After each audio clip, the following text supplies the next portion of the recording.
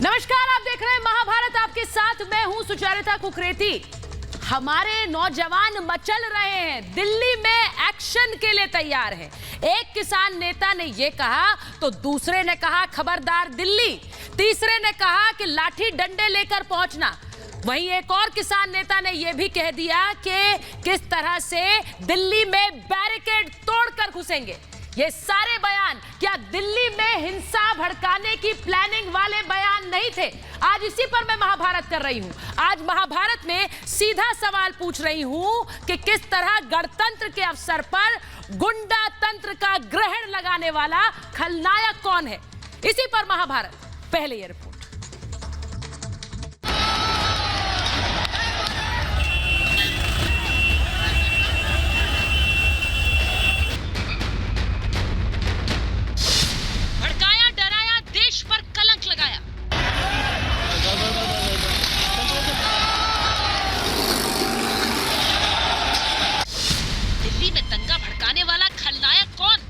अपना ले आइयो झंडा झुंडा भी लगाना, लाठी गोती भी साथ रखियो अपनी झंडा लगाने के लिए।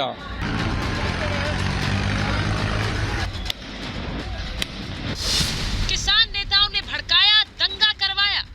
ट्रैक्टरों के साथ आ जाएं, जबरदस्ती इनके बैरिकेड तोड़ के दिल्ली में घुसेंगे और सरकार लाठी मारे, गोली मारे, जो करना है इनको करें।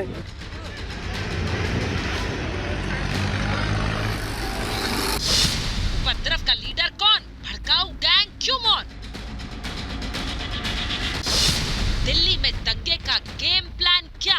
ऐसा लगता सरकार किसान को बहुत हल्के में ले रही है। हमने घोषणा की थी कि अब हम बैरिकेड पे नहीं रुकेंगे, हम दिल्ली के अंदर आएंगे।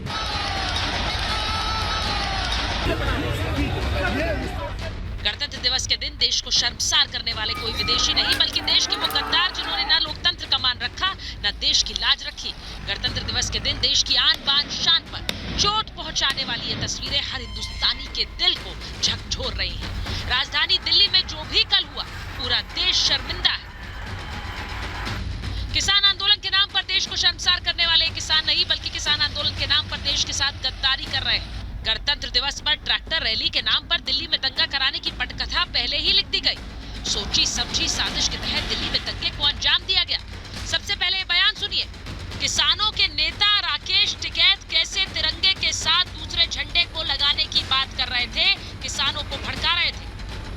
अपना ले आइयो झंडा झुंडा भी लगाना, लाठी गोती भी साथ रखियो अपनी झंडा लगाने के लिए। अब गुरनाम चढ़ूनी के इस बयान को सुनकर आप कैसे कहेंगे कि ये किसान नेता है, अन्नदाता है?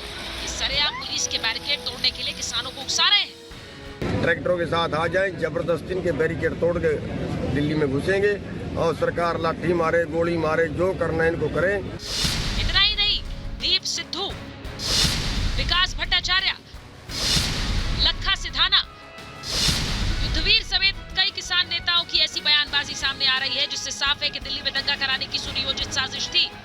ऐसा लगता सरकार किसान को बहुत हल्के में ले रही है।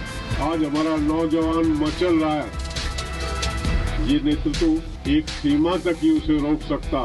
देश भर से किसान अपने ट्रैक्टर लेके दिल्ली आएंगे। हमने घोषणा की थी कि अब हम बैरिकेड पे नहीं रुकेंगे, हम दिल्ली के अंदर आएंगे।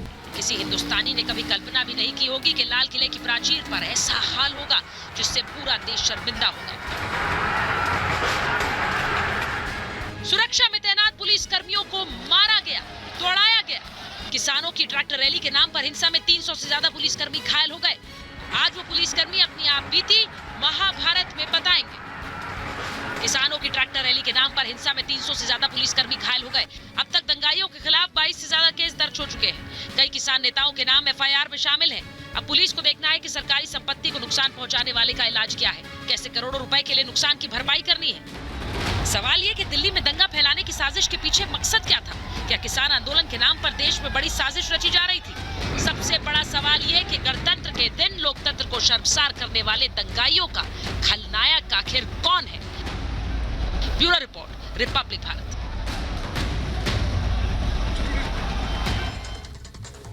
और आज महाभारत में मैं पूछ रही हूं ये सवाल गणतंत्र पर। गुंडा तंत्र का ग्रहण आखिर क्यों लगाया? सवाल आज महाभारत में यह कि दिल्ली में दंगा भड़काने वाला खलनायक कौन है? सवाल आज ये पूछ रही हूं कि उपद्रव का लीडर कौन है? भड़काऊ गैंग मौन है। सवाल मैं पूछ रही हूं महाभारत में कि दिल्ली में दंगे का गेम प्लान क्या? क्योंकि जो बयान हमने देखे उनसे लगता है कि ये सुनियोजित था, ये प्लान था। और सवाल ये कि दिल्ली को कलंकित करने वाले आखिर कब होंगे गिरफ्तार? महाभारत में आज इन्हीं सवालों पर करेंगे चर्चा। लेकिन उससे पहले आपको बता दें कि रिपब्लिक भारत के इस कार्यक्रम पर आप दे सकते हैं अपनी राय। रिपब्लिक भारत को फॉलो करें मित्रों ऐप पर। मेरे साथ जो मेहमान जुड़ रहे हैं मैं उनका परिचय आपसे कराऊंगी। मेरे साथ जुड़ रहे हैं all India anti terrorist front के चेयरमैन मनिंदर सिंह बिट्टा। मेरे साथ जुड़ रहे हैं बीजेपी के प्रवक्ता नेता प्रेम शुक्ला। मेरे साथ जुड़ रहे हैं दिल्ली पुलिस के फॉर्मर एसीपी वेद भूषण जी। मेरे साथ जुड़ रहे हैं राजनीतिक विश्लेषक अवनीजेश अवस्थी। मेरे साथ जुड़ रहे हैं भारतीय किसान यूनियन भानु के अध्यक्ष ठाकुर भानु प्रताप सिंह, हरिनाम सिंह वर्मा जो कि बीकेयू के नेता है, और संजीव कौशिक राजनीतिक विश्लेषक है, कांग्रेस का पक्ष रखते हैं। लेकिन मैं सबसे पहले शुरुआत हरिनाम सिंह जी आपके पास कर रही हूं, क्योंकि मेरे साथ आज वो पुलिस वाले हैं, वो कांस्टेबल साथ हैं, वो एएसआई साथ हैं जिन्हें कल दिल्ली में जो तांडव हुआ उसमें बुरी तरह से पीटा गया, चोट आई उन्हें और वो अस्पताल में भर्ती हैं।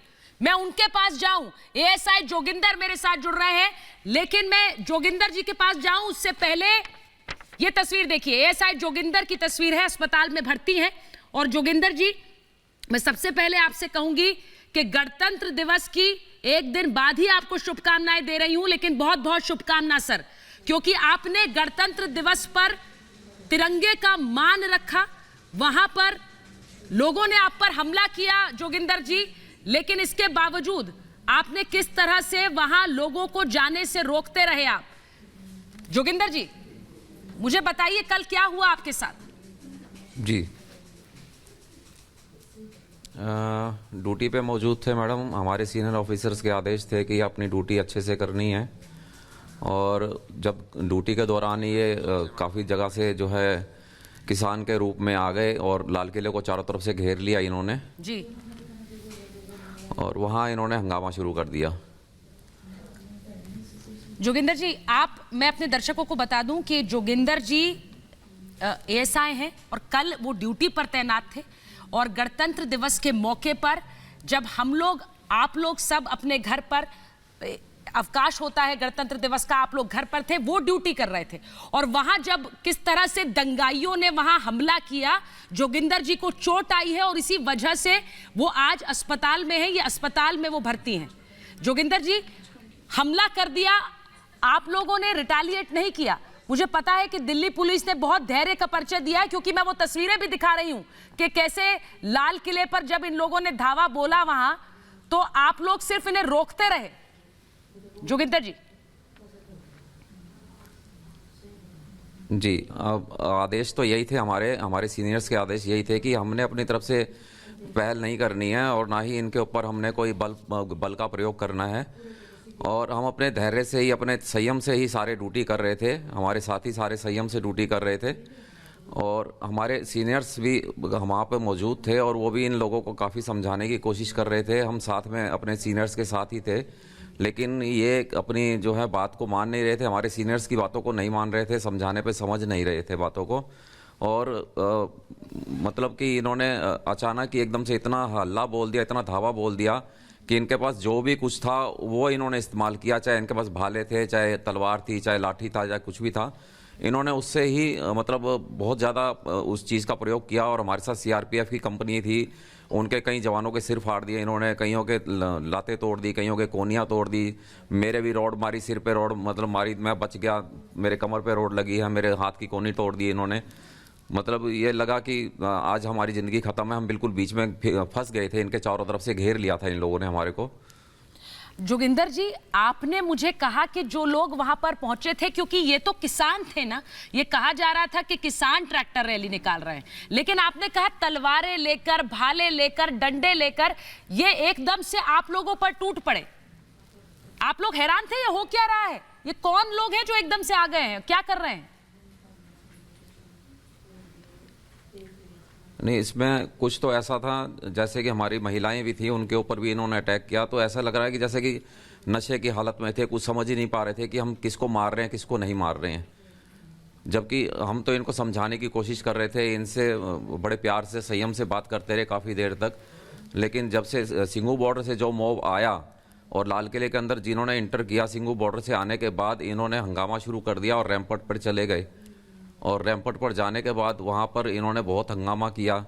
हमारे अफसरों ने बहुत समझाने की कोशिश करी कि भैया आप जो है इस देश का अपमान हो रहा है, आप लोग इसको खाली करिए यहाँ से, लेकिन इन्होंने बिल्कुल भी किसी की भी बात नहीं मानी वहाँ पे, और अपनी ही जो इनका ये सोच कर आए थे वही इन्होंने करा है। जोगिंदर जी, मैं फिर से कह रही हूं, आपने बहुत साहस का परिचय दिया है, क्योंकि दिल्ली पुलिस, मेरे साथ वेदभूषण जी हैं, और मैं जानती हूं कि दिल्ली पुलिस अगर हाथ खोल देती तो बहुत बुरा होता वहां पर, लेकिन आप लोग सिर्फ उन्हें रोकने के प्रयास में लगे रहे। और आप जैसा बता रहे, तलवार डंडे लेकर इन लोगों ने धावा बोल दिया। कितनी संख्या में थे ये उस वक्त वहां पर? मतलब काफ़ी संख्या थी, उसमें अंदाज़ा लगाना मुश्किल है कि हज़ारों की संख्या थी। और रैंपट में थी, रैंपट पे नीचे ज्ञानपथ पर थी, और दोनों पार्कों में थोड़ी साइड में ये आ चुके थे। और बाहर जो मेन रोड लाल किले का है, सुभाष मार्ग, अपर एंड लोअर सुभाष मार्ग, वहाँ पर भी काफ़ी संख्या में मौजूद थे ये। मुझे जोगिंदर जी एक बात बताइए, यहाँ पर जो मैं तस्वीरें देख रही हूँ, लाल किले पर बैरिकेड्स लगे हुए थे, वहां कुछ लोगों ने बैरिकेड तोड़ दिए, बैरिकेड पर ट्रैक्टर चढ़ाने की कोशिश हुई, बैरिकेड गिरा दिए गए और पुलिस वालों को किस तरह से दौड़ाया गया। मैंने तस्वीरें दिखाई, अंदर घुसकर तहस नहस कर दिया लाल किले के अंदर। ये सब कुछ आपके आंखों के सामने हो रहा था?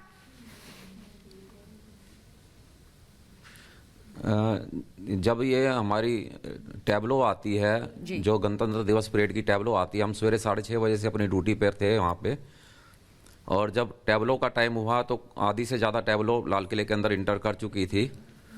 और जो रॉन्ग कैरिजवे है लोअर सुभाष मार्ग का, वहाँ बैरिकेडिंग की हुई थी। और उस साइड से रॉन्ग कैरिजवे से काफ़ी संख्या में ट्रैक्टर जो आए, और काफ़ी संख्या में इनके ट्रैक्टर के ऊपर सवार होके किसान के रूप में आए हैं, और अंदर की तरफ लाल किले बैरिकेड तोड़ते हुए लाल किले के अंदर घुस गई है। मैं आपकी जो बात मैंने सुनी है जोगिंदर जी, मैं आपसे सिर्फ ये कहना चाहती हूं कि पूरा देश आप लोगों के साथ आज खड़ा है, क्योंकि जो तस्वीरें मेरे स्क्रीन पर हैं, जिस तरह से वहां पर गुंडाई हुई, जिस तरह से वहां पर हिंसा फैलाने की कोशिश की, और उस सब के बावजूद आप लोगों ने अपने संयम और धैर्य का परिचय दिया, और जो जैसा आपने कहा आपके सीनियर्स के ऑर्डर्स थे उनका पालन किया। लेकिन मैं आपसे पूछ रही हूं हरिनाम सिंह जी, और फिर बिट्टा साहब मैं आपके पास आऊंगी, क्योंकि बिट्टा साहब आप सुन रहे थे कि क्या कह रहे हैं एएसआई जोगिंदर। एएसआई जोगिंदर ने जो कहा, वहां जिस तरह से हमला बोला गया, तलवारें लेकर, डंडे लेकर, भाले लेकर, बिट्टा साहब ये दिल्ली की सड़क पर हो क्या रहा था? और आज मैं जानना चाहती हूं कि कौन है खलनायक इस पूरी हिंसा के पीछे। बिट्टा साहब, आपके चैनल में परम जी ने कुछ समय पहले कहा था, मैंने भी कहा था, कि वो पन्नू पाकिस्तान का आईएसआई का एजेंट, उसने कहा था जो लाल किले में तिरंगे झंडे का अपमान करेगा, जो दूसरा झंडा लहराएगा, उसको करोड़ों का इनाम दिया जाएगा। कहा था या नहीं कहा था? तो कहां थे किसान आंदोलन के वो लीडर? मैं पूछना चाहता हूं, किसान आंदोलन के हम साथ हैं, किसान आंदोलन के साथ हिंदुस्तान का हर पॉलिटिशियन, हर व्यक्ति आपके साथ खड़ा है। पहले हम किसान हैं या पहले हिंदू मुस्लिम सिख ईसाई का वो पहला आजादी का तिरंगा झंडा जो लाल किला में लहराया गया, जिसका सरेआम भारत माँ का 26 जनवरी के दिन अपमान हुआ, ये सवालों का जवाब देना होगा। हम कुर्बानियां दे देते, जवान शहादत का जाम पी जाते, गाड़ियां आपने तोड़ दी, हम उसकी चर्चा नहीं करेंगे। सबसे पहले हिंदू मुस्लिम सिख ईसाइयों के खून से बना तिरंगा झंडा। क्या कहा था लाल बहादुर शास्त्री जी ने? जय जवान जय किसान। एक तरफ जवान मौत का कफन बांध के 26 जनवरी के दिन इंडिया गेट के अंदर तोपे लेके, रॉकेट लॉन्चर लेके, नई टेक्नोलॉजी लेके पाकिस्तान और दुश्मनों को दिखाता है, एक चलेगी 100 चलाएंगे। और घर के अंदर दुश्मनों के सितम का खौफ नहीं, अपनों की वफा से डरते हैं। हमने वो लाल किला में जहां पहला झंडा जवाहरलाल नेहरू और मनमोहन सिंह, अटल बिहारी वाजपेयी, 2 बार नरेंद्र मोदी ने लहरा दिया, उस झंडे का अपमान हो गया और अभी भी बहस जारी है। किस बात की बहस? पहले हम सब लोग, मैं भी उसमें, सब लोग हम माफी मांगे देश की जनता से। मैं नहीं उन दोनों के साथ, मैं क्षमा मांगता हूं कि मैं तिरंगे झंडे की रक्षा नहीं कर पाया। अगर आज भी बहस का विषय होता है, जो भी बहस तिरंगे झंडे के ऊपर करेगा, किसी का बचाव करने की कोशिश करेगा, वो देशद्रोह होगा, वो भारत माता का दुश्मन होगा। अरे तिरंगे झंडे का अपमान, बिट्टा साहब, आपने जो बात कही उसके बाद मैं हरिनाम सिंह जी से पूछना चाहती हूँ। हरिनाम जी, बिट्टा साहब ने कहा कि मैं सड़क पर नहीं था, लेकिन मैं माफी मांग रहा हूं। हरिनाम सिंह जी, आप तो कहते रहे ना शांतिपूर्ण आंदोलन होगा। कल जो ट्रैक्टर रैली निकली वो शांतिपूर्ण थी, उसके बाद भी मैंने माफी नहीं सुनी। और माफी तो बहुत छोटी चीज है सर, मैं तो अब सजा की बात कर रही हूं। जिन लोगों ने ये किया उन्हें सजा मिले। हरिनाम जी, देखिए, कल जो गणतंत्र दिवस पे किसानों की ट्रैक्टर परेड थी और दिल्ली पुलिस के द्वारा जो रास्ता तय किया गया था, देखो, लाल किले की सुरक्षा किसके हाथों में है और लाल किले पे किसान या जो भी लोग वहां पहुंचे वो क्यों पहुंचे? जब इतना बड़ा बैरिकेडिंग था, गणतंत्र दिवस हरिनाम जी, बड़ा मुझे समझ आ रहा है आप किस तरफ घुमा रहे हैं पूरी कहानी। हरिनाम जी, एक सेकंड रुकिए। मैं हरिनाम जी, आप अगर कहानी घुमाकर ये बताना चाह रहे हैं कि जिम्मेवारी तो किसी की थी, तो वो बेचारा क्या करे जो वहां जाकर बैरिकेड तोड़ रहा था? वो बैरिकेड ही तो तोड़ रहा था, वो पुलिस वालों को दौड़ा ही रहा था, वो तो सिर्फ लाठी डंडे तलवार लेकर सिर्फ लहरा ही रहा था, कुछ और तो नहीं किया उसने। जिम्मेवारी किसकी थी? पुलिस की थी, उन्होंने तो कुछ नहीं किया। ये कहना चाह रहे हैं आप? मैं बताऊं, एक मिनट बिट्टा साहब, एक मिनट बिट्टा साहब, हरिनाम जी को बोलने दीजिए, ये कहना क्या चाह रहे हैं? एक मिनट, अगर ये जो एएसआई है, इसके डब में रिवॉल्वर होता है, 6 गोलियां पड़ती हैं, अगर वहां की पुलिस गोलियां चला देती तो कहते जलियांवाला बाग हो गया, कहते किसानों पे अत्याचार कर दिया, सरकार ने खून की नदियां बहा दी, पुलिस वालों ने अपनी परवाह की। उन्होंने कहा किसी किसान पे गोली नहीं चलेगी, किसी के लाठी नहीं चलेगी, लाठियां हम खाएंगे, पर किसी किसान, किसी सरदार, ये सरदार की पगड़ी है ना, जिन्होंने अपमान किया, पर पुलिस ने अपमान नहीं किया। अरे हमारी जिम्मेदारी कोई नहीं थी, हम तो निकल आए, हमारी जिम्मेदारी, ये मेरे पास वारदात है। नहीं, मैं आपसे ये कह रही हूँ, सुनिए बिट्टा साहब, आपका गुस्सा आज मुझे समझ आता है, क्योंकि मैं भी वही गुस्सा महसूस कर रही हूँ। लेकिन हैरानी ये होती है कि हरिनाम जी को कोई गुस्सा नहीं आ रहा है, वो अभी भी मुझे भूमिका बनाकर बता रहे हैं कि क्यों वो सही है। एक मिनट हरिनाम जी, मैं आ रही हूँ आपके पास। जोगिंदर जी कुछ कहना चाह रहे हैं, एएसआई जोगिंदर कुछ कहना चाह रहे हैं। एएसआई साहब बोलिए, जोगिंदर जी बोलिए। बिट्टा साहब हो सकता है मेरे को पहचान रहे होंगे। जी बोलिए। मैं ये कह रहा हूँ कि हो सकता है बिट्टा साहब मेरे को पहचान रहे होंगे भाटिया के उस पे।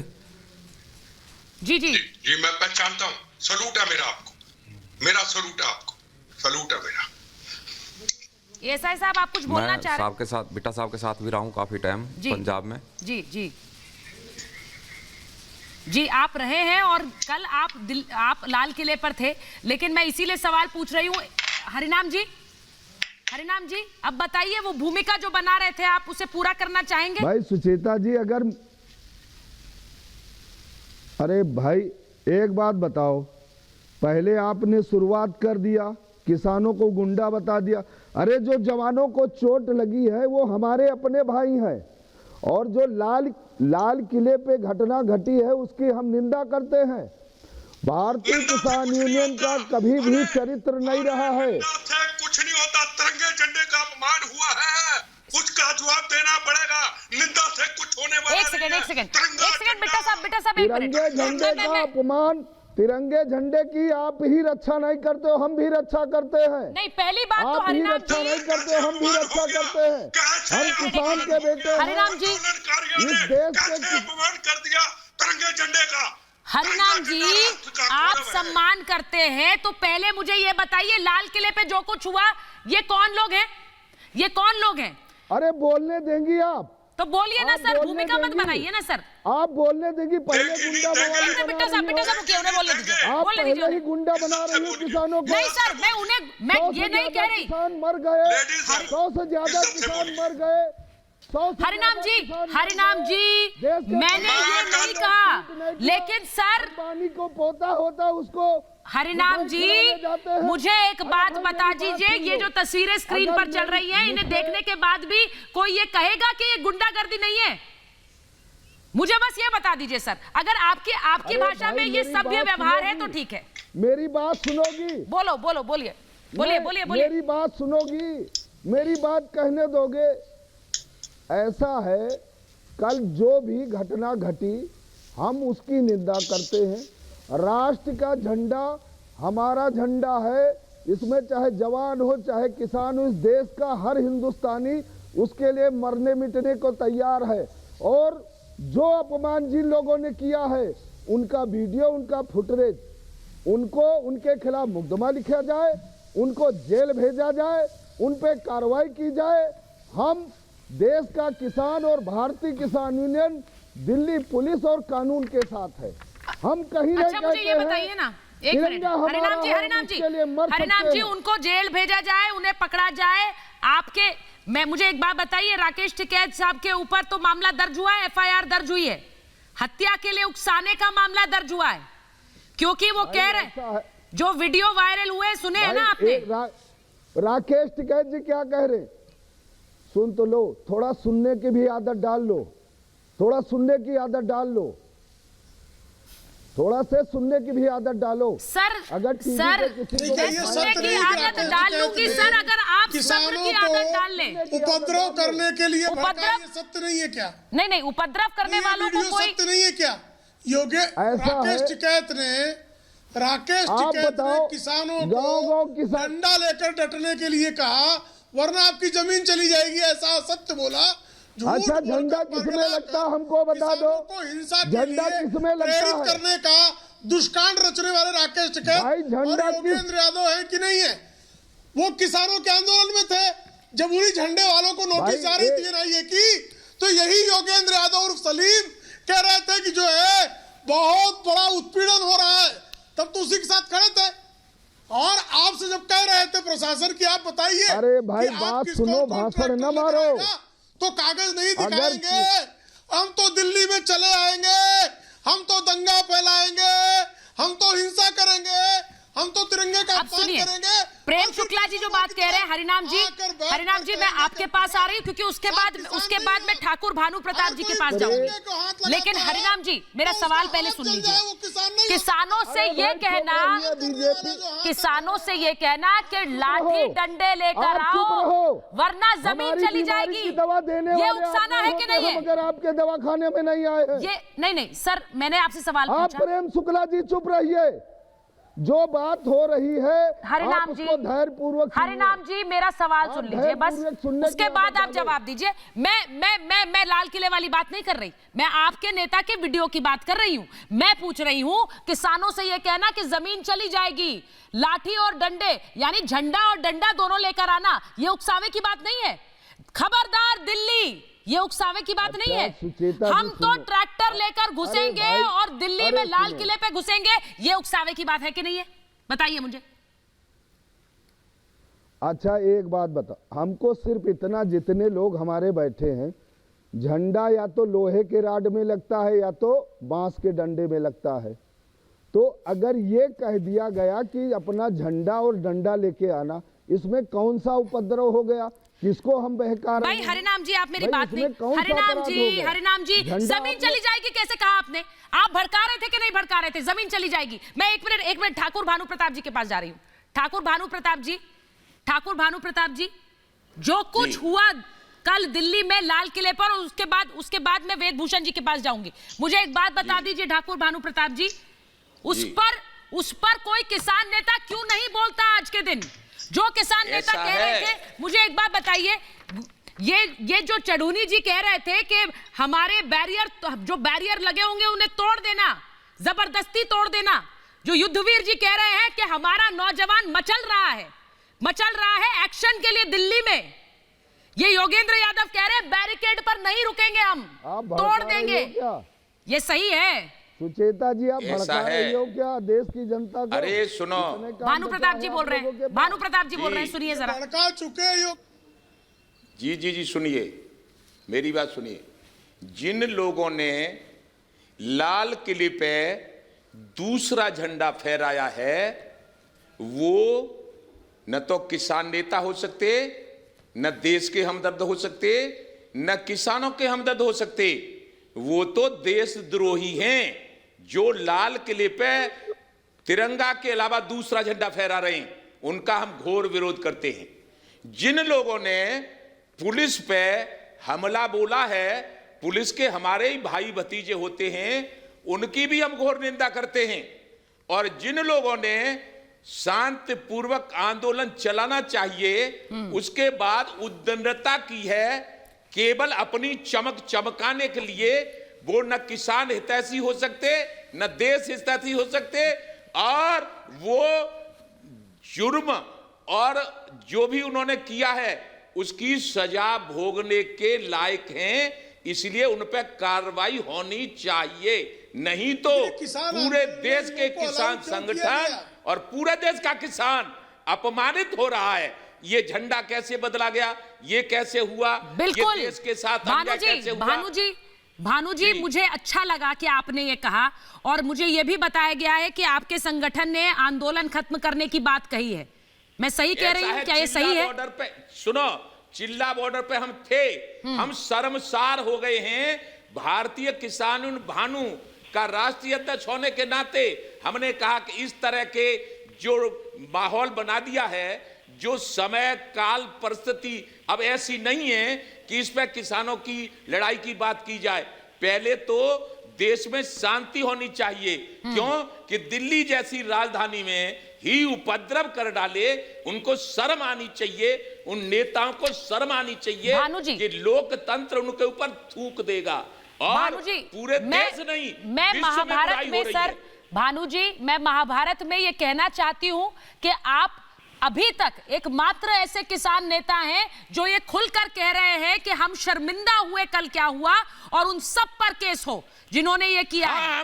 वो किस तरह से देशद्रोह की कैटेगरी में आता है सर। इसीलिए कोई कितना भी बड़ा दादा हो, कोई कितना भी बड़ा नेता हो, हम सब की कह रहे हैं, हमारा बाप ने यदि किया हो तो उसके खिलाफ भी कार्रवाई होनी चाहिए, क्योंकि देश सबसे बड़ा है। और गणतंत्र के मौके पर आप ग्रहण लगाने की कोशिश कर रहे थे, आप ग्रहण लगाने की कोशिश कर रहे थे। जिन लोगों ने ये किया, हरिनाम जी सुन लीजिए ना, हरिनाम जी क्यों नहीं सुन रहे हैं भानु जी को? जो वो बात कह रहे हैं उसको सुनिए। मैं एक बार अवनीश जी के पास जा रही हूँ, फिर वेदभूषण जी आपके पास आ रही हूँ। अवनीश जी आपने सुना भानु प्रताप सिंह को वो क्या कह रहे हैं? दिल्ली में कलंक लगाने की कोशिश हुई, और वो सारे नेता जो अभी तक 26 जनवरी तक बयान दे रहे थे कि खून खौल रहा है हमारे नौजवानों का, लाठी डंडे लेकर आओ, बैरिकेड तोड़ देना, चढ़ाई कर देना, ये सारे बयान दिए। वो एक बार नहीं आए कैमरे पर बोलने के लिए कि ये क्या किया आपने, ये किस तरह से आपने गरिमा लांघी, मर्यादा लांघी, एक बार नहीं आए। सुचरिता आप अपेक्षा भी क्यों कर रही हैं उनसे आने की? ये उनकी सोची समझी साजिश थी। बिट्टा जी ने साफ कहा, मैं सहमत हूं कि वो चाहते थे किसी भी तरीके से गोली चले। मैं सामान्यतया पुलिस का बहुत ज्यादा प्रशंसा नहीं करता हूं, लेकिन कल के लिए पुलिस ने जिस संयम का व्यवहार किया है, मैं सचमुच सैल्यूट करता हूं पुलिस वालों को कि उन्होंने डंडे खा करके, मार खा करके, चोट खा करके भी एक भी प्रदर्शनकारी घायल नहीं हुआ। 2 महीने पहले एक बार वाटर कैनन हुई थी, 2 महीने तक ये चिल्लाते रहे, 2 महीने तक चिल्लाते रहे, किसानों पे पानी की बौछार छोड़ दी। कल कुछ नहीं किया इन्होंने, और चाहते थे कि गोली चले। और मैं सुचरिता 10 सेकंड और लूंगा मैं, कि एक प्रदर्शनकारी सो कॉल्ड गुंडा अपने ट्रैक्टर से पलटा, उसकी वहां मौत हुई, और आपके ही मीडिया के एक जर्नलिस्ट ने उसको कहा कि वो पुलिस की गोली से मारा गया। बिल्कुल, ये उसके खिलाफ कोई कार्रवाई नहीं होनी चाहिए क्या? उस पत्रकार के खिलाफ कोई कार्रवाई नहीं होनी चाहिए? उसने भड़काने की कोशिश की वहां पर, किस तरीके से वहां पे भड़के लोग। योगेंद्र यादव ने कहा कि इस बार हम बैरिकेडिंग पे नहीं रुकेंगे, हम अंदर जाएंगे। ये क्या भड़काने वाली बात नहीं थी? ये पूरी नियोजित नहीं था क्या? इन सबको मालूम था कि हमने क्या करना है। राकेश टिकैत हो, योगेंद्र यादव हो, बाकी नेता हो, इन सबको ये मालूम था साफ साफ क्या करना है वहां जाकर के। और इनको था कि 10, 15, 20, 25 किसान मरते हैं तो मरे, जैसा हाथरस में आपने दिखाया था कि वो कह रहा था जब तक 5, 7, 10, 15 मरेंगे नहीं तब तक इस सरकार के खिलाफ माहौल नहीं बनेगा। ठीक बिल्कुल यही रणनीति थी इनकी, बिल्कुल यही रणनीति थी। इसका खुलासा होना चाहिए। बिल्कुल माफी का मसला नहीं। अवनीश जी आपने बिल्कुल सही बात कही, क्योंकि दिल्ली पुलिस, आपने सुना एएसआई जोगिंदर क्या कह रहे थे जी। पूरा देश इसकी मांग कर रहा है। एएसआई जोगिंदर की आपने बात सुनी, मेरे से कांस्टेबल संदीप जुड़ गए, क्योंकि मैं बार बार वो दृश्य दिखाना चाहती हूँ, दोहराना चाहती हूँ कि कल किस तरह गणतंत्र पर जब जय जवान जय किसान का नारा हम बोलते आए, तब जय जवान वर्सेस जय किसान हो गया। मैं कांस्टेबल संदीप हमारे साथ जुड़ रहे हैं, लेकिन मैं एक बार वेदभूषण जी को भी लेना चाहती हूँ, क्योंकि वेदभूषण जी दिल्ली पुलिस से जुड़े रहे हैं। वेदभूषण जी, आपके दिल्ली पुलिस की फोर्स से जुड़े हुए ये कांस्टेबल हैं, एएसआई हैं जो आज हमारे साथ जुड़ रहे हैं, उन पर हमला हुआ कल, और किस तरह से उनको दौड़ाया गया वहां बैरिकेड्स पर, किस तरह से डंडों से उन पर हमला किया गया, लेकिन उन्होंने अपनी मर्यादा नहीं लांघी। वेदभूषण जी, सुचारिता ये कहते हैं कि सब कुछ लुटा के होश में आए तो क्या हुआ। अब ये जो किसान लीडर बड़ी बड़ी बातें कर रहे हैं, लोगों को भड़काने की कोशिश कर रहे हैं, दिशा विहीन करने की कोशिश कर रहे हैं। आपने एक शब्द इस्तेमाल किया था, गुंडा। ये गुंडे तो आम आदमी क्रिमिनल को कहा जाता है, ये गद्दार हैं, देश के गद्दार हैं। इन्होंने इस हमारी आन बान और शान किले के ऊपर झंडा फहराने की कोशिश की है। ये आम गुंडे से इसकी कंपैरिजन नहीं कर सकते, साफ गुंडे से। ये क्रिमिनल है, ट्रेटर है, गद्दार है। इनको तुरंत एनएसए में गिरफ्तार किया जाना चाहिए। ये आम क्रिमिनल की भाषा सुचारिता इन पे लागू नहीं होती। एएसआई जोगिंदर को सुना, वो कैसे कह रहे थे कि नशे में धुत थे कई लोग, तो किस तरह से नशे में नहीं थे, तलवारें, वो उपद्रव का नशा था। मैं ये भी कहूं खुलकर, उपद्रव मचाने का नशा था कि यहाँ पर तोड़फोड़ करिए, बैरिकेड्स लागिए, पुलिस वालों को पीटिए। भानु जी ने बिल्कुल सही कहा, भानु जी आपने बिल्कुल सही कहा, लेकिन मुझे हैरानी है कि भानु प्रताप सिंह अगर सामने आकर कह सकते हैं तो चढ़ूनी क्यों नहीं, तो युद्धवीर क्यों नहीं, योगेंद्र यादव क्यों नहीं। जो गलत 40 साल से जो गलत करता है उसको हम गलत बताते हैं, हमारी आदत है, हम कभी झूठ न बोलते। दूसरी, लोकतंत्र में धरना प्रदर्शन का अधिकार है, लेकिन उद्दंडता करने का अधिकार नहीं है। बिल्कुल सही, बिल्कुल सही। किसी को तोड़ने का या दूसरा झंडा फहराने का, ये तो दूसरा पाकिस्तान का आदमी जो करता है वो किया है इन्होंने, इसलिए इनको कड़ी सजा मिलनी चाहिए सबको। मैं कांस्टेबल संदीप हमारे साथ जुड़ रहे हैं, मैं बिट्टा जी के साथ को भी लेना चाहती हूँ स्क्रीन पर। मैं एक बार कांस्टेबल संदीप मेरे पास साथ जुड़े। संदीप जी आपको काफी चोट आई है, मैं देख सकती हूँ अस्पताल में आप हैं इस वक्त, लेकिन जो तस्वीरें हमने देखी संदीप जी, वो हमें कल झकझोर कर रख दिया। हमें लाल किले पर कैसे ये लोग चढ़ाई कर रहे थे, कैसे पुलिस वालों के पीछे पड़े थे, मुझे बताइए सर क्या हुआ था कल। मैडम देखो, दिल्ली पुलिस सर्वप्रथम सुरक्षा के लिए जानी जाती है। हम गणतंत्र दिवस की सुरक्षा के लिए हम बिल्कुल तैनात थे और हमेशा तैनात रहे हैं। उसके साथ साथ जो भी हमारे सीनियर ऑफिसर साहिबान जो भी हमें आदेश देते हैं, हमें हमेशा हमारी ब्रीफिंग में एक बात समझाई जाती है कि संयम और समझदारी दोनों चीज़ें आपको अपनी ड्यूटी के दौरान बरतनी है। वो हमारे सीनियर अफसर ने कल भी यही आदेश दिया था, संयमता के साथ, ताकि हम किसी तरह का माहौल ख़राब नहीं होने देंगे। ये दिल्ली पुलिस का हमेशा से वादा रहा है कि हम किसी भी तरह से माहौल नहीं ख़राब होने देंगे। लेकिन उन लोगों ने जो ऊपर चढ़े हुए थे, जहां माननीय प्रधानमंत्री जी हर 15 अगस्त पे भाषण देते हैं, वहां से उतरने के दौरान उस भीड़ ने, जो वो हजारों की भीड़ थी, उस भीड़ ने कितनी बर्बरता के साथ पुलिस के साथ बर्ताव किया है, जो मारा है। वहाँ जो उन्होंने एक ऐतिहासिक धरोहर जो हमारा लाल किला माना जाता है, वहाँ उन्होंने जिस तरह से तोड़फोड़ की है, और दिल्ली पुलिस किसी भी तरह से कोई भी एक्शन नहीं लेगी। ये हमें सिर्फ इतना बताया गया था कि दिल्ली पुलिस सिर्फ उन लोगों की सुरक्षा के लिए, जो वहाँ पर जो इनोसेंट लोग फंसे हुए हैं, जो आए हुए हैं, जो उन लोगों के साथ है, उन लोगों को बचाने के लिए हमने भरसक प्रयास किया है।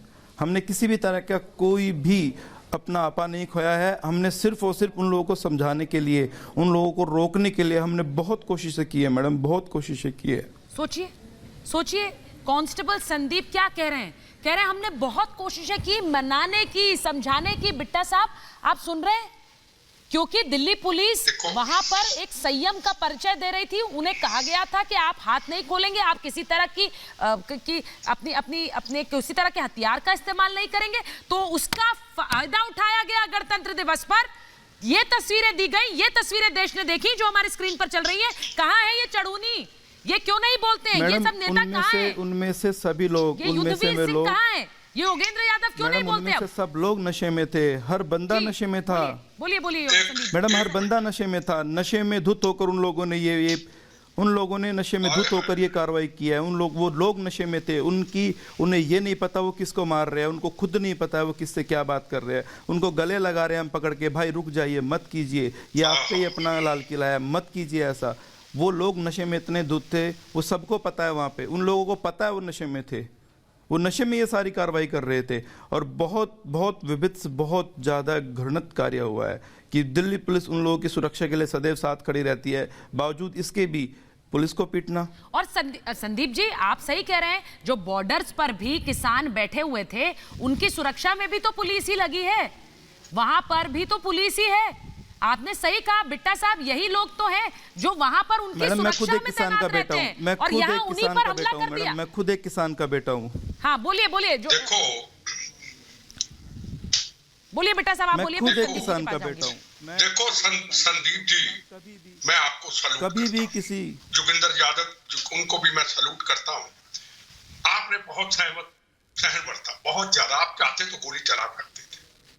सवाल सबसे बड़ा मेरा ये है, भानु प्रताप सिंह जी सामने बैठे हैं, मैं सलूट करता हूं उनको। ये वो भानु प्रताप सिंह जी है, आंदोलन काल में थे। जब भानु प्रताप सिंह जी को पता चला कि मेरी भारत माता के तिरंगे झंडे का अपमान हुआ है, उनका साथ छोड़ दिया। एक सिंह साहब को सुन रहा था आपके चैनल में, पता चला कि तिरंगे झंडे का अपमान हुआ है, उस आंदोलन को छोड़ दिया। ये कहे इनको, अगर भानु प्रताप जी को पूछूं आप किसान पहले हैं या भारतीय या तिरंगा झंडा, ये जरूर कहेंगे मेरे लिए पहले भारत माता है, मेरे लिए तिरंगा झंडा है। पर पंजाब से एक भी व्यक्ति ये कहने को तैयार नहीं है कि भारत माता मेरा तिरंगा झंडा। वो कहेगा मैं तो किसान हूं, तिरंगे झंडे को आग लगा दो, तिरंगे झंडे का अपमान कर दो। भानु प्रताप सिंह जी के मन में क्यों नहीं आया? उनके मन के अंदर तिरंगे झंडे का अपमान आया, उन्होंने छोड़ दिया आंदोलन। उन्होंने आंदोलन ऐसे नहीं छोड़ा, उन्होंने तिरंगे झंडे का अपमान देख करके जवानों के ऊपर, जय जवान के जय किसान के ऊपर जब लाठियां चली, उन्होंने कहा नहीं मैं किसान नहीं हूं, मैं एक भारतीय हूं, मैं तिरंगे झंडे के आगे सिर झुकाता हूं। क्या ये झुकाने को तैयार है कोई? अभी बुलाइए इनको, किसी को एक भी नहीं कहेगा भारत माता की जय, वंदे मातरम। मेरे से पूछिए मैं कौन हूं? मेरा धर्म भारत मां, मेरी जात वंदे मातरम। हर एक हमारे गुरुओं ने, गुरु तेग बहादुर महाराज हिंद की चादर चांदनी चौक लाल किले के पास शीश कटवाया था। क्या कहा जाता था? पंजाब की चादर, हिंद की चादर, पूरे हिंदुस्तान की चादर। इन लोगों ने मेरी पगड़ी पे भी दाग लगाए। मैं 10 दिन तक शोर मचा रहा हूं हाथ जोड़ के। अरे बड़ी मुश्किल से पंजाब में हमने पगड़ी के दाग मिटाए हैं, शरीरों पे बम खा करके। खालिस्तानियों, पंजाब के अंदर आपने 36,000 बेगुनाहों का कत्लेआम किया, 19,000 हिंदू भाइयों का कत्लेआम किया। हिंदू कोई नहीं बोला, कहता हमारा 9 मास का रिश्ता है। दिल्ली में आके आपने फिर 1984 दंगे के हालातों को पैदा करने की कोशिश की। बिट्टा साहब जोगिंदर जी ये भी बता रहे हैं, जोगिंदर जी ने जैसा बताया, संदीप, कांस्टेबल संदीप तो ये भी बता रहे हैं कि वो भी किसान के बेटे हैं। मैं चाहती हूं कि हरिनाम जी आप भी सुनिए, एक बार सुनिए संदीप जी को। संदीप जी एक बार फिर से बताइए, मैं चाहती हूं कि मेरे मेहमान ये बात सुने कि जो सुरक्षा आप ही उन किसानों की कर रहे थे जो वहां बॉर्डर्स पर बैठे हैं, आप खुद किसान हैं, किसान के बेटे हैं। हरिनाम जी आ रही हूं आपके पास, एक बार बोलिए संदीप जी। अवनीश जी आ रही हूं उसके बाद। मैडम मैं यही बताना चाह रहा था, हम भी किसान के बेटे हैं, हमने भी खेती की है, हमारे पास भी ट्रैक्टर है, हमें भी पता, हमें भी दुख है अगर कुछ गलत होता है तो। लेकिन एक किसान का बेटा, एक अन्नदाता का बेटा ऐसा बर्ताव तो नहीं कर सकता। ये तो नहीं हो सकता किसी भी तरह से। ये नहीं हो सकता कि एक किसान का बेटा अपने किसी पुलिस वाले के ऊपर हाथ उठाएगा जिसको वो अपना भाई भी कहता है, वो कहता है कि हम भी किसान हैं, आप भी हमारे बेटे के जैसे है, वो हमारे भाइयों के जैसे है, लेकिन किसान के ऊपर हाथ, किसान एक पुलिस वाले के ऊपर हाथ उठा रहा है, ये तो पॉसिबल नहीं है ना। वो एक नशे में थे, मैं फिर बार बार ये बात कहूँगा, वो नशे में थे, वो उपद्रवी, वो सारे उपद्रवी थे, वो किसान के रूप में गुंडे थे, गुंडे। मेरे अवनीजय जी बोलिए, अवनीजय जी बोलिए, उसके बाद मैं जाऊंगी हरिनाम जी के पास। अवनीजय जी बोलिए। मैं सुचरिता एक बात और कहना चाहता हूं। हम सब मिल करके देश की, दिल्ली की पुलिस को सल्यूट कर रहे हैं, लेकिन बड़ा दुर्भाग्य है कि आज रणदीप सुरजेवाला का बयान मैंने खुद सुना कि उन्होंने कहा कि जब लाल किले पर ये सब कुछ तांडव हो रहा था, उपद्रव हो रहा था, उपद्रवी बोलते हैं वो, उपद्रव नहीं बोल पाते, उपद्रवी बोलते हैं, उपद्रव हो रहा था, तो पुलिस वाले वहां पर कुर्सी पर बैठ करके आराम फरमा रहे थे। देश की फौज का, देश की पुलिस का मोरल डाउन करना एकमात्र इनका लक्ष्य है। क्या आज यहां बैठा कोई व्यक्ति कह सकता है कि वहां पे पुलिस आराम फरमा रही थी? 300 पुलिस वाले घायल हुए, भालों के सामने, तलवारों के सामने, लाठी डंडे और पत्थरों के सामने, पत्रकार तक हेलमेट लगा करके, आपकी सुचरिता वहां पर हेलमेट लगा करके बिल्कुल सही कह रहे हैं। एक बार सतीश प्रकाश जी मुझे माफ कीजिएगा, क्योंकि आज मेरे साथ वो पुलिस वाले थे जो कि घायल थे, इसीलिए मुझे उनसे मैं बात कर रही थी, समय में आपको नहीं दे पाई। लेकिन सतीश जी मुझे ये बताइए ना, जो कल तस्वीरें देखी उनमें से किसी किसान नेता ने आकर कुछ नहीं बोला? आप नहीं उम्मीद करते कि वो आकर बोले, माफी मांगे या बोले ये क्या हो गया? नहीं, देखिए, नहीं सुचारिता जी, हिंसात्मक व्यवहार किसी का भी हो वो निंदनीय होना चाहिए। मुद्दा आज नहीं है। देखिए, हिंसक भीड़, वहां समय तो आपको याद करना पड़ेगा ना, इतिहास दोहराना है कि ऐसी ही एक हिंसात्मक भीड़ ने, जब उत्तर प्रदेश के मुख्यमंत्री ने बाकायदा मस्जिद की सुरक्षा की जिम्मेदारी ली थी। अरे सतीश प्रकाश जी कहां से कहां चले जाते हैं आप? सतीश प्रकाश जी, मैं आज उम्मीद कर रही हूं कि आप देने की जरूरत नहीं है यहाँ पर। Satish Prakash ji, don't make it political. अब आप जो कर रहे हैं वो मैं उसे बिल्कुल पसंद नहीं कर रही हूँ। आप अपने सर, आप उन वर्दी वालों के लिए कुछ नहीं बोलेंगे जिन्हें इतने दौड़ा कर पीटा, अस्पताल से बैठे वो लाइव दे रहे हैं, वो वहां से बोल रहे हैं कि चोट लगी उन्हें कितनी, वो बता रहे हैं, तब भी वो कह रहे हैं कि किसान है, तब भी वो कह रहे हैं मैं किसान का बेटा हूं, तब भी वो किसानों के लिए, किसानों के हित की बात कर रहे हैं। आप अभी भी इसे पॉलिटिकल बना रहे हैं। सुनिए, आप अभी भी इसे पॉलिटिकल बना रहे हैं। सुनिए, नहीं सर, सुनिए, ये पॉलिटिकल मेरे पास समय नहीं है, मेरे पास समय नहीं है सतीश जी। मैं बहुत माफी चाहती हूँ, क्योंकि आज मेरे पास समय बहुत कम था, इसलिए मैं सब मेहमानों से माफी मांगती हूँ, क्योंकि समय मैं उन पुलिस कर्मियों को देना चाहती थी जो घायल थे, और आज उन्होंने समय देकर वो हमसे बात कर रहे हैं। और ये तस्वीर दिखाना इसलिए जरूरी था क्योंकि वो लोग समझे कि कल जिस तरह का दंगा दिल्ली की सड़क पर देखा, लाल किले पर देखा, उसमें उन पुलिस कर्मियों को किस तरह चोट आई जो सुरक्षा में तैनात थे, जो अभी भी रक्षा की बात कर रहे हैं। मेरे पास महाभारत में इतना ही समय था, बहुत बहुत धन्यवाद। लेकिन रिपब्लिक भारत के इस कार्यक्रम पर अब आप दे सकते हैं अपनी राय। रिपब्लिक भारत को फॉलो करें मित्रों ऐप पर।